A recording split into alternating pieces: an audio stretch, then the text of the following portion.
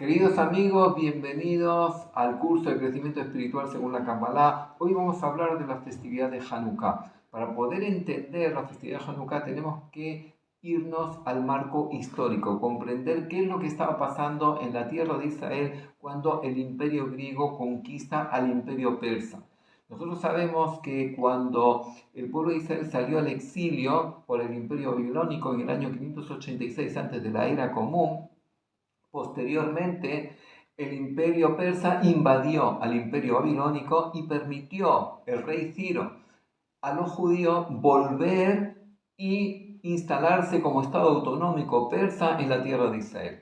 Solamente 70.000 volvieron con Ezra y Nehemías, que fueron los líderes, y el resto del pueblo se quedó en Babilonia, que estaba bajo el imperio persa. Posteriormente, en el año 332, Alejandro Magno conquistó Asia y conquistó la tierra de Israel, que estaba bajo autonomía del imperio persa, y los griegos tomaron la tierra de Israel. Alejandro Magno no quiso imponer la cultura griega por la fuerza, él quería imponerlo por el convencimiento y por tanto él quería convertir las ciudades de la tierra de Israel en polis, ciudades griegas, donde la filosofía griega, el teatro, el deporte, la poesía, la literatura, todo lo que envolvía la cultura griega entrara y fueran los valores que el pueblo de Israel adquiriera, porque Alejandro Magno quería imponer una cultura universal griega. Ahora, la cultura griega estaba basada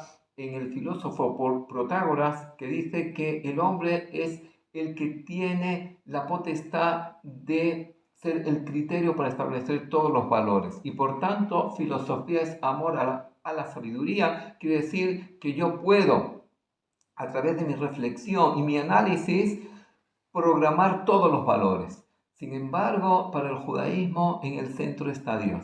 Y por tanto, el hombre puede analizar, puede reflexionar, pero los valores éticos y espirituales, Dios es el que lo establece. Ahora, ¿cuál era la diferencia entre Grecia e Israel para emitir estos criterios? Para Grecia, Dios creó el mundo, pero lo abandonó. Y por tanto, el mundo se rige por leyes naturales y el hombre está en el centro. Por eso los griegos daban tanta prioridad al hombre y al cuerpo físico, el deporte, la escultura, la estética, eran tan importantes para el mundo griego.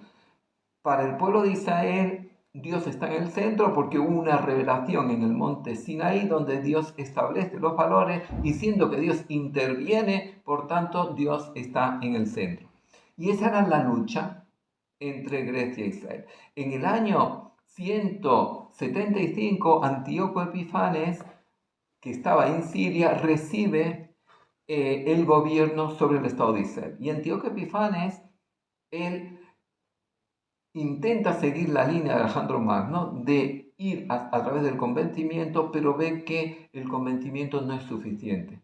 Y por tanto, en el año 167, antes de la era común, él emite un decreto de abolir la ley mosaica, bajo pena de muerte. Cualquier persona que cumpla un precepto de la Torá, que haga una circuncisión, que haga un Shabbat, que estudie Torá, cualquier persona que cumpla con un precepto tiene pena de muerte. Y convierte el templo en la casa del dios Júpiter Olympus y mete la estatua de Zeus y saca todo el servicio, anula el culto y el servicio en el templo.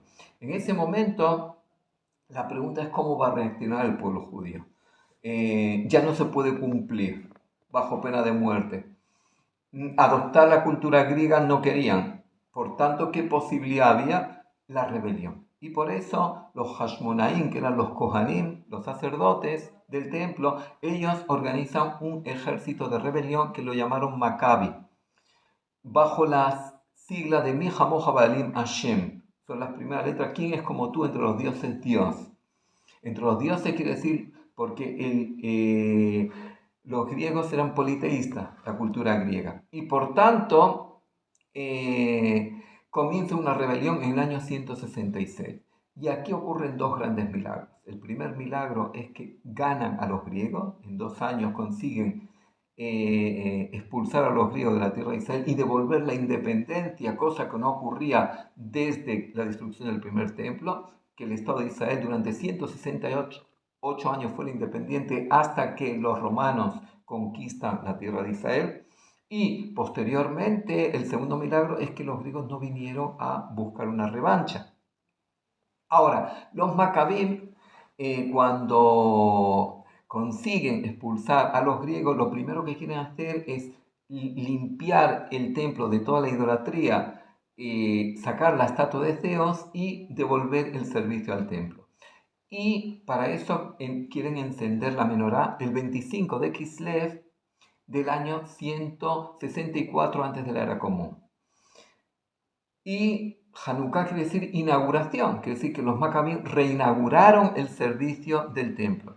Y cuando fueron a encender la menorá, el candelabro solamente se podía encender con aceite de oliva de primera presión que había sido preparado por el sumo sacerdote y tenía el sello del sumo sacerdote. Cuando fueron al almacén a buscar el aceite para encender, vieron que no quedaba ningún frasco, porque el sumo sacerdote preparaba los frascos y ponía un sello en cada uno y preparaba para todo el año durante los meses donde era la cosecha de la aceituna. Y por tanto, cuando buscaron, no encontraron. Y detrás de una caja, en un rincón, vieron que había un frasco con el sello del sumo sacerdote. Y dijeron, esto es un gran milagro haber encontrado. Y prendieron el candelabro. El candelabro duraba 12 horas y la vela de en medio no se apagaba como símbolo de que la presencia divina estaba en el templo. Quiere decir que el candelabro venía a dar testimonio de que la presencia divina estaba en el templo. El candelabro lo encendía el sumo sacerdote antes de la puesta del sol, quiere decir que no era por una cuestión de iluminación, porque se encendía cuando ya todo el mundo se iba, porque durante la noche no había servicio en el templo. Y cuando el Cohen Gadol encendía, quiere decir que no era un encendido de iluminación, era un encendido para ver si la presencia divina estaba en el templo, porque él ponía aceite en todos los brazos que duraba 12 horas, el frasco tenía para 7 brazos para 12 horas, y por la mañana cuando ya empezaba el culto en el templo, en la salida del sol, todos los aceites, todos los brazos se iban apagando y el de en medio se mantenía encendido. Y si era ese el testimonio de que la presencia divina estaba ahí en el templo. Por eso los macabíes tenían tanto interés, querían saber si después de la profanación que durante 3 años los griegos habían hecho del templo, la presencia divina seguía estando ahí. ¿Y cuál fue la sorpresa? Que cuando encendieron, no solamente que no se apagó por la mañana a las 12 horas, sino que se mantuvieron todos los brazos encendidos 8 días, que fue justo el tiempo, como era final de diciembre y era el tiempo de la cosecha de la aceituna, fue el tiempo que les tuvieron para preparar aceite y para volver a encender diariamente. Y por tanto, ¿por qué es tan importante el proclamar este milagro?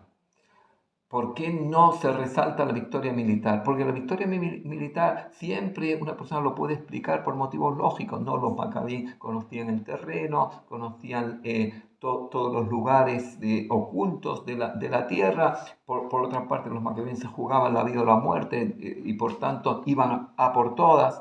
Pero sin embargo, el milagro del aceite ya no hay lógica, porque si el frasco tenía para 12 horas y duró 8 días, quiere decir que durante 8 días encendemos. ¿Y por qué encendemos 8 días si el milagro fueron 7? Porque también el primer día un milagro que no se acabó el aceite.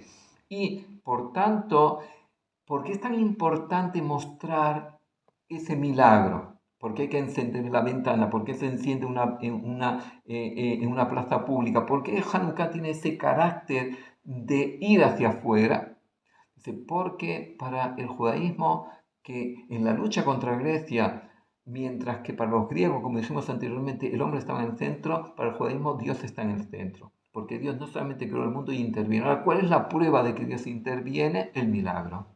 Porque si Dios creó el mundo y lo abandonó, quiere decir que hay unas leyes naturales que rigen el universo y por tanto ya no cabe la posibilidad de intervención divina. Si Dios interviene, quiere decir que Dios sigue rigiendo el universo. Dios no lo abandonó. Y por tanto el milagro es la prueba fehaciente y evidente de que Dios interviene. Y por eso es tan importante mostrar la luz de la Hanukkah, mostrar el milagro de la menorá, porque esa es la prueba de que en la lucha de Grecia e Israel, Dios interviene, Dios está en el centro. ¿Por qué? Porque hay milagro. Y si hay milagro es porque Dios interviene. Y por tanto, Hanukkah tiene ese carácter público a diferencia de todo el resto de las festividades. ¿Qué más da si yo enciendo en mi casa o enciendo una vía pública o enciendo la ventana o enciendo dentro? No, lo importante es que los demás vean, que los demás sepan por qué luchamos y cuál es el mensaje que el judaísmo quiere llevar al mundo para decir que Dios está en el centro. Y durante esta media hora que tiene que durar el encendido y se enciende en la salida de las estrellas, se enciende de noche para que la luz resplandezca, durante esta media hora, ¿qué es lo importante?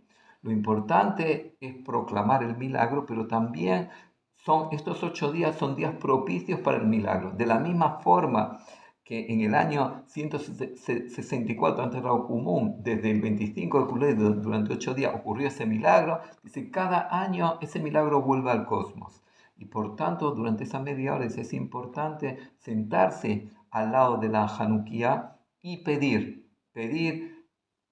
para que Dios nos traiga acontecimientos positivos, pedir por la salud, pedir por los hijos, pedir por la armonía en el hogar, pedir una pareja que no puede tener hijos, una persona que se quiere casar. Dice, son días propicios para los buenos decretos. Por tanto, Hanukkah dice, no solamente un carácter público, sino por otra parte hay que encender en la casa. Incluso que uno encienda en la vía pública, dice, luego tiene que encender en su casa. Dice, ¿por qué? Porque todo el mensaje de Hanukkah, el mensaje de reencontrarnos con la cultura judía y con los valores judíos, tiene que salir esa luz, esa llama de la espiritualidad judía, tiene que salir ese mensaje que el judaísmo quiere dar al mundo, tiene que educarse desde la casa para poderlo transmitir a los hijos y que desde la casa se ilumina hacia afuera y por eso se enciende la casa pero se pone en la ventana porque esa luz tiene que prenderse no solamente en la Hanukkah sino dentro, pero también ese mensaje hay que transmitirlo hacia afuera. Muchas gracias. Si les gustó, hagan like y les recordamos que si quieren participar en nuestros talleres o nuestros cursos gratuitos, pueden apuntar el email que aparecerá a continuación y enviarnos un mensaje. Muchas gracias por estar ahí.